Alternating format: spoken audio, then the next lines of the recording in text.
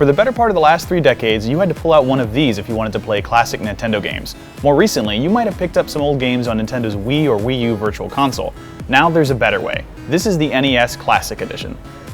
If you've seen the original Nintendo Entertainment System, you've basically seen the NES Classic Edition too. This mini console looks almost exactly like the gray and black box Nintendo released 3 decades ago. It's just smaller. A lot smaller, actually.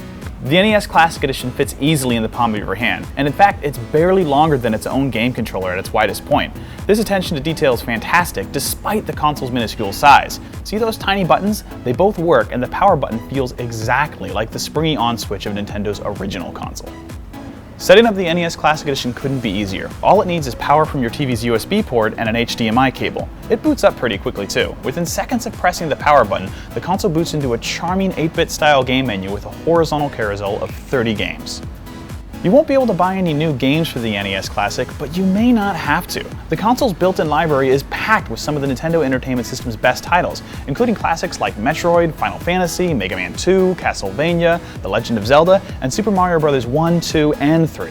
While these games have always been fun, they've never looked better than they have on the NES Classic. Nintendo seems to have built a completely new emulator for the miniature NES, one that offers more accurate colors and a much sharper image quality than the software it uses for its Wii and Wii U Virtual Console games.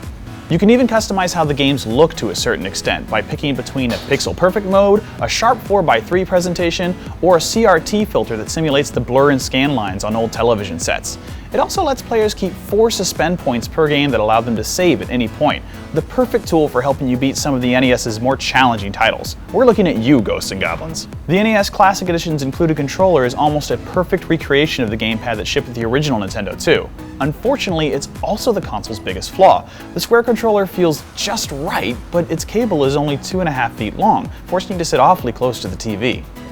There's no way to access the NES Classic's menu from the gamepad either. To change games, display settings, or save states, you have to press the reset button on the miniature console's front.